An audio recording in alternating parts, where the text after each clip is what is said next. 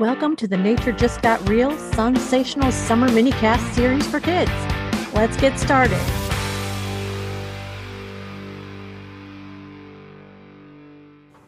Hello, Planeteers.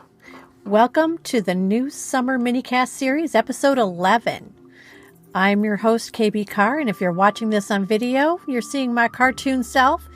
Enjoy her because next month we are back to our regular episodes and you have to see my real face. Sorry. This episode is part of the Sensational Summer Series minicasts, and these are short shows, but they are designed to get you outside and exploring. So don't forget to download the activity that goes with this episode. This is the last minicast this year, and when we are back to our regular schedule in September, we'll go back to our regular length of show. All right, let's get right into today's minicast. This episode is all about direction. Specifically, compass directions. I know you know north, south, east, and west, and all the variations in between. And if you have a compass when you're out hiking and you get a little lost, you will always know what direction to head based on where you are. But what if you don't have a compass with you? Would you be able to tell what basic direction north and south are? Today we are going to talk about some ways you can tell north and south just about anywhere you are. Let's get started. A common misconception is that moss only grows on the north side of trees. This is not strictly true. Moss grows everywhere. However, moss does prefer a cooler temperature, so if you're looking at a moss-covered tree, does it have a side that has more moss on it than the other side? If so, that might be the north side. But it's best to look for more evidence. What about a rock pile? Moss also loves flattish rocks. Do you see any moss on the rocks? Is there more moss on one side than the other? If so, again, that might be the north side. On the same tree or any others in the area, are there more branches on one side of the tree than the other? Trees like to branch out more on the south side because it's generally the warmer side. This goes for many other plants as well, so if you can remember north generally equals cooler and south generally equals warmer, you can start to observe the difference in plants. So look at the plants in the area. Are there more blooms on one side? More fruit that is riper on one side? Fruit bushes, trees, and vines that face south start to ripen earlier than the same plants that are facing the other direction.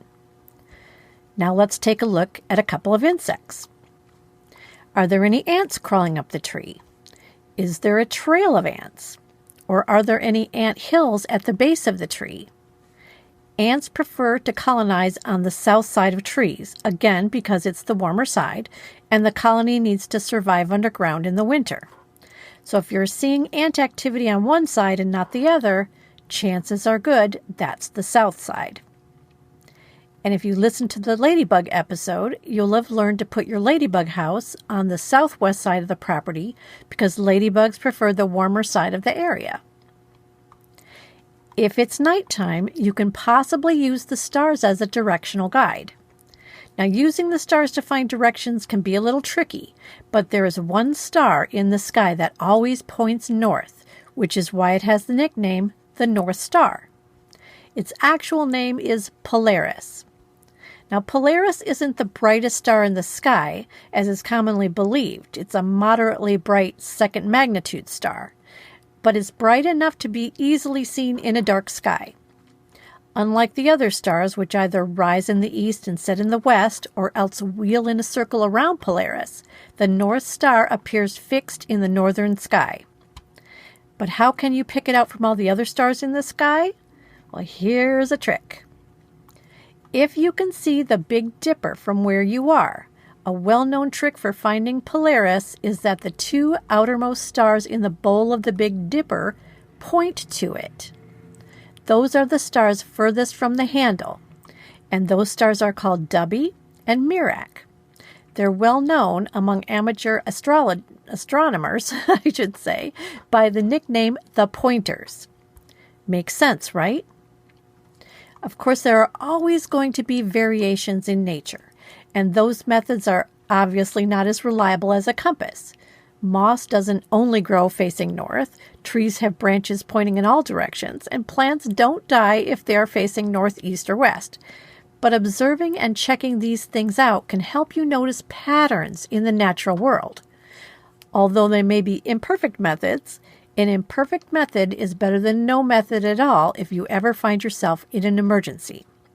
So, this week's mission is to go outside and practice making observations. You can bring an actual compass with you to verify your observations, but try to practice first. Make sure you go out on a clear night and see if you can identify Polaris. If you practice this, you will have developed an outdoor survival skill that could come in handy if you're ever lost anywhere. And if you don't have a compass, this week's project is to make your own compass using basic things you probably have around the house. So make sure you download the project and try it out. That's it for this episode. Tune in next month when we go back to our regular schedule for September. And thank you for joining us on this summer's sensational minicast adventures. I hope you had fun and learned some cool stuff too. I know I did.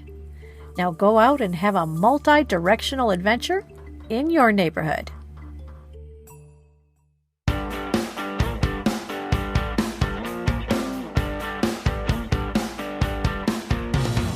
That wraps up this minicast for today. Thank you to our sponsor, Weird and Wacky Planet. Don't forget to download your play sheets and activities for this episode. See you next Monday for the next installment in the Sensational Summer Series minicast. Thank you for listening.